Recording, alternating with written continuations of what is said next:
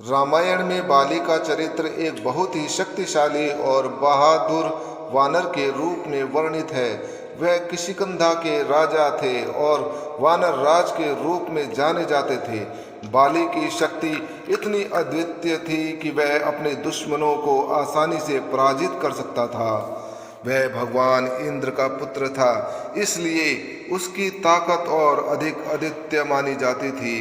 बाली का किरदार पौराणिक ग्रंथ रामायण में एक महत्वपूर्ण भूमिका निभाता है और उसकी मृत्यु का कारण भगवान राम द्वारा तीर से किया गया वार था। इस घटना का कारण कई दृष्टिकोणों से समझा जा सकता है और इसके पीछे कई धार्मिक, नैतिक और सामरिक कारण है। बाली में ऐसी अद्भुत शक्तियां थी जो उसे अन्य वानरों से बहुत अलग बनाती थी। वह शक्ति में अपराजय था और किसी भी प्रकार के शत्रु का मुकाबला करने में सक्षम था।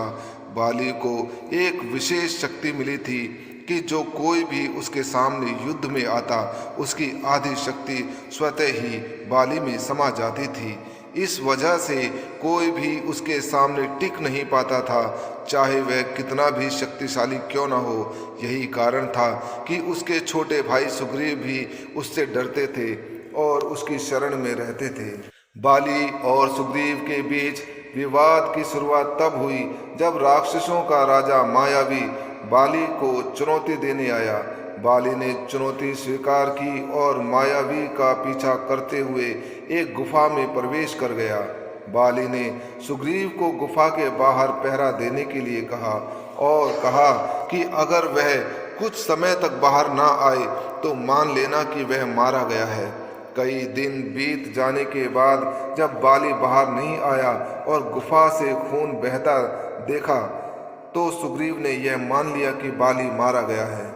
सुग्रीव ने यह सोचकर गुफा के प्रवेश को पत्थर से बंद कर दिया और किष्किंधा लौट आया। किष्किंधा में उसने राजगद्दी संभाल ली, क्योंकि बाली की मृत्यु की खबर पूरे राज्य में फैल चुकी थी। लेकिन कुछ समय बाद बाली वापस लौट आया और उसने देखा कि सुग्रीव ने उसकी गद्दी पर कब्जा कर लिया है। बाली को लगा कि सुग्रीव ने उसके खिलाफ षड्यंत्र रचा है और वह क्रोधित हो गया। उसने सुग्रीव को राज्य से निष्कासित कर दिया और उसकी पत्नी को भी अपने पास रख लिया। सुग्रीव, जो अब बाली के डर से जंगलों में भटक रहा था, उसकी मुलाकात भगवान राम से हुई। भगवान राम अपनी पत्नी सीता की खोज में थे, जिन्हें रावण ने अपहरण कर लिया था। सुग्रीव ने राम को बताया कि वह भी अपने भाई बाली से सहायता मांगना चाहता था, लेकिन वह उसे मारने की फिराक में है। इस पर राम और सुग्रीव ने मित्रता का संबंध स्थापित किया और सुग्रीव ने राम से वादा किया कि अगर वह बाली को हरा देंगे तो वह उनकी मदद करेगा और सीता की खोज में अपने वानर सेना का सहयोग देगा। राम ने सुग्रीव की सहायता करने का वादा किया और उसकी मदद से बाली का सामना करने की योजना बनाई। बाली के पास ऐसी शक्ति थी कि उसे पराजित करना मुश्किल था, इसलिए राम ने योजना बनाई कि जब सुग्रीव बाली को चुनौती देगा तो वह छुपकर बाली पर तीर चलाएंगे। जब सुग्रीव ने बाली को चुनौती दी तो बाली ने बिना किसी संकोच के सुग्रीव से युद्ध करना शुरू कर दिया। बाली ने सुग्रीव को बहुत बुरी तरह घायल कर दिया।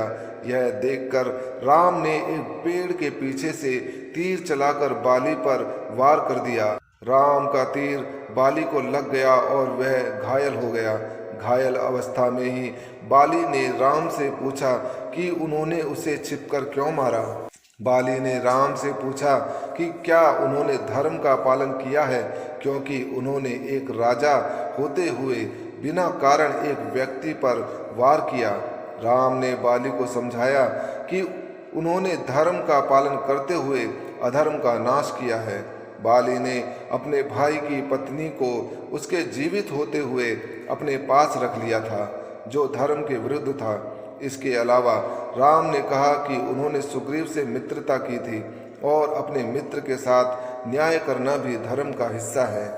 राम ने यह भी बताया कि उन्होंने बाली का वध इसलिए किया क्योंकि वह अधर्म के मार्ग पर था वह अपने भाई के राज्य पर कब्जा कर चुका था और अपनी शक्ति का दुरुपयोग कर रहा था। इसके अलावा बाली ने अपने राजधर्म का पालन भी नहीं किया और सुग्रीव को हर समय भयभीत रखा। राम का उद्देश्य धर्म की स्थापना करना था और बाली का वध उसी दिशा में एक कदम था। राम के शब्दों को सुनकर बाली को अपनी गलतियों का एहसास हुआ। उसने समझा कि उसने अपनी शक्ति का दुरुपयोग किया था और अपने ही भाई के साथ अन्याय किया था। अपने अंतिम समय में बाली ने भगवान राम से क्षमा मांगी और उनसे मोक्ष प्राप्त करने की इच्छा व्यक्त की। राम ने बाली को मोक्ष का आशीर्वाद दिया और उसे ईश्वर के धाम की ओर प्रस्थान कराया। जय जय श्री राम, जय श्री राम, जय श्री राम।